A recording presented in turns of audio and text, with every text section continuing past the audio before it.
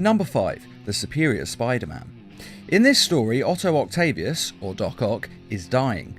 Basically, his body is rotting away after being put through too many super fights over the years. And even though he tries everything he can, he still can't fix his body, and he is going to die.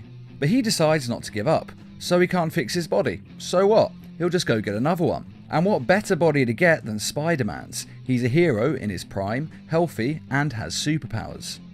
And so Doc Ock conducted several master plan schemes to get his revenge on those who had wronged him. But really, he wasn't doing that at all. You see, each time Spider-Man beat him, he had to use a helmet to link his mind to Doc Ock's Octobots.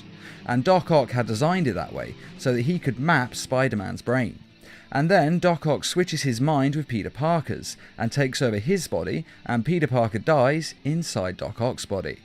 It's an incredibly dark death, and a lot of fans, myself included, didn't like seeing Peter Parker go out this way. It is different to see the villain win, sure, but it shouldn't have ended like this, as it was just so unfair to Peter Parker. And though Peter tried to switch back minds, he couldn't. He died before he got the chance. But right at the end, Peter wasn't angry about this. Instead, he shared his memories and experiences with Doc Ock, and he taught him how he became a hero, and more importantly, why he became a hero, and why he kept it up. And he told Doc Ock to use his body to become a better hero than Spider-Man ever was. And since Doc Ock can feel Spider-Man's life as though it's his own, he agrees. And so he becomes the Superior Spider-Man. Number 4. The Edge of Time. The video game, Spider-Man Edge of Time, was a sequel to the Spider-Man Shattered Dimensions game, and it had quite a good story that focuses on the future Spider-Man of 2099 and the present-day Spider-Man. And the game opens with the death of Spider-Man at the hands of Venom, the Eddie Brock version. Now, when a story starts with the death of the hero, we all know that they're not actually going to die. It's just there to create a sense of drama, and we all know that the hero will find a way to survive. And add to that the fact that this game is all about time travel, and we all know he wasn't going to die, or at least he was going to go back in time and stop this from happening. But in actual fact, Spider-Man did die. The game follows through on the beginning, and has him unable to avoid his fate and die. Now, this would have been quite impressive, if not for the fact that he is then taken to the future, and the future medical tech is able to bring him back to life. Some might say it's a bit of a cop-out, but I actually think it's kind of impressive that they had him die in the first place, and not just go back in time and change it with the time machine. Yes, going forwards in time isn't much better, but it is a little better. And the best bit about this death is that Spider-Man knows he is going to die, and yet he still goes into the fight anyway, because it's the right thing to do, and heroes do what is right no matter the situation or the risks involved. And this really shows us Spider-Man's character and his unwavering morals of doing what is right, even if he has to sacrifice himself in the process. Number 3. The Spider-Verse.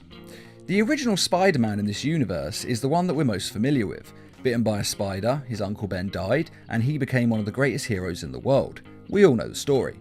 And he was what Spider-Man should be, a brave and bold hero who fights his best against supervillains and helps people no matter what.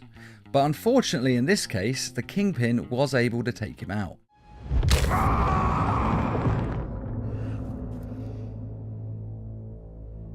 Get rid of the body. Now, he only appears briefly in this film, but he makes a great impact, especially on Miles Morales. Because Miles only becomes a hero because Spider-Man is gone and the void needs to be filled.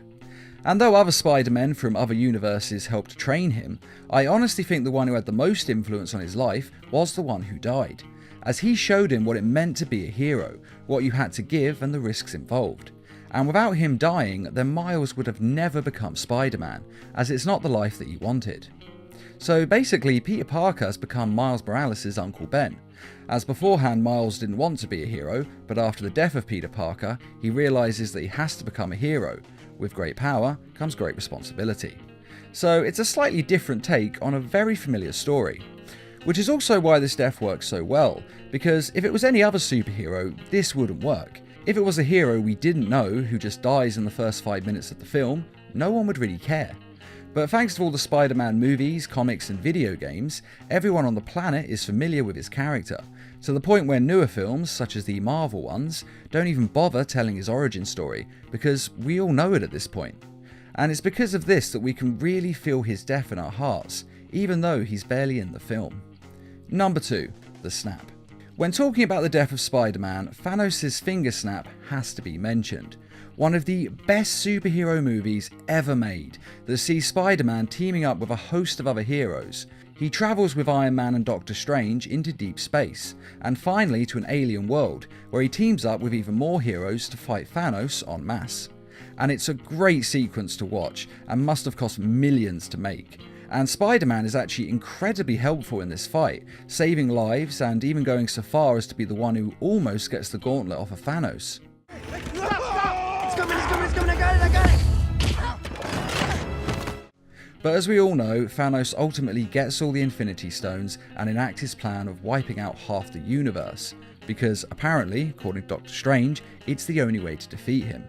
But sadly, this finger snap sees Spider-Man dissolve into nothing. I don't want to go, sir, please, I don't want to go.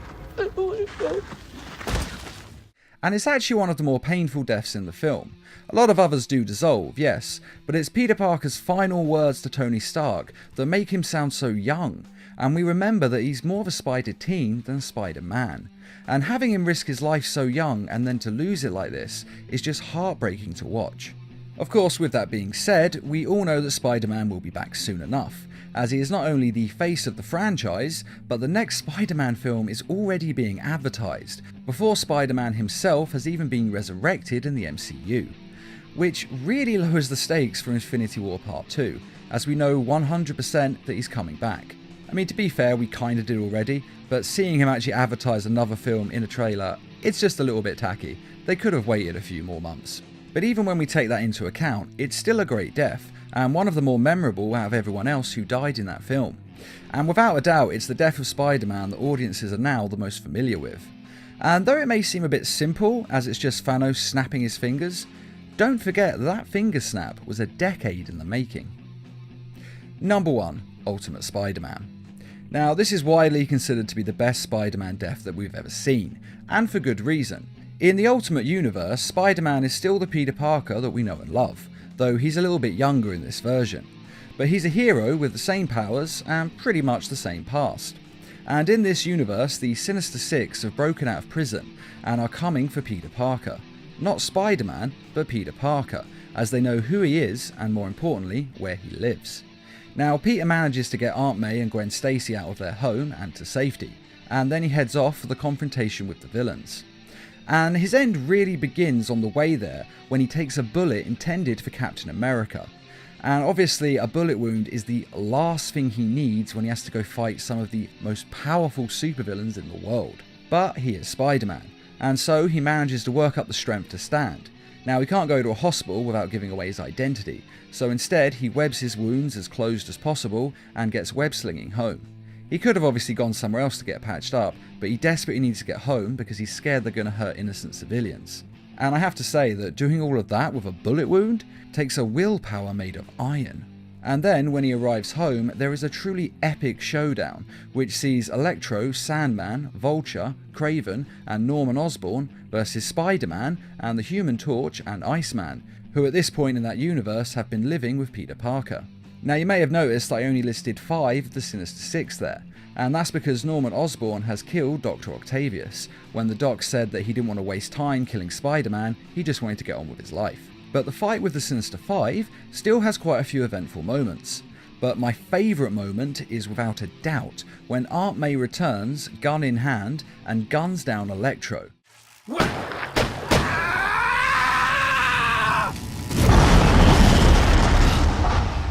And she does this because Aunt May is nothing short of awesome. Now, this fight is huge, and Spider-Man and the others take out as many as they can, until finally it ends with a one-on-one fight between Spider-Man and the Green Goblin. And just as the two of them are staring each other down, they are then interrupted by Mary Jane Watson, who is driving a stolen van, and she drives it straight into the Green Goblin, crushing him. Because MJ is pretty awesome too. But the Green Goblin isn't finished yet, and he gets back up, only to be knocked back down by Peter Parker, who lifts and throws a van on top of him with such force that it explodes. And this final feat of strength takes the Green Goblin down, which is good, because it also took everything that Peter Parker had left, and he collapses to the floor and dies from his injuries. And he dies happy, because he is able to save his Aunt May's life. He couldn't save his Uncle Ben, and the guilt of that defined the rest of his life. But this time he does the right thing and he saves his Aunt May.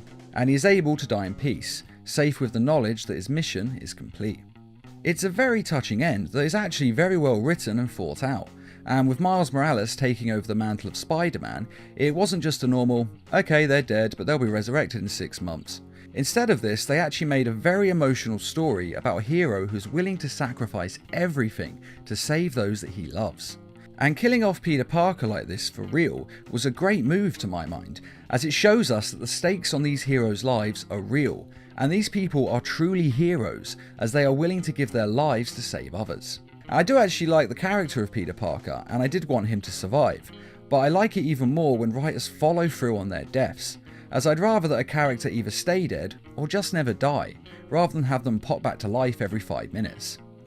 And also, like the Spider-Verse film, Peter Parker's death led to Miles Morales taking over the mantle of Spider-Man, in an attempt to live up to the Peter Parker legacy. And personally, I think having him take over as the new Spider-Man was a fantastic idea, because Miles Morales is actually one of my favourite Marvel characters. And that is Spider-Man's 5 greatest deaths, though I'm sure we all have different opinions on which one of these deaths was the best. So which of these deaths was your personal favourite? And are there any other Spider-Man deaths that you think should have been on this list? Be sure to let us know in the comments, and as always, thanks for watching, and feel free to subscribe, share, like, and comment.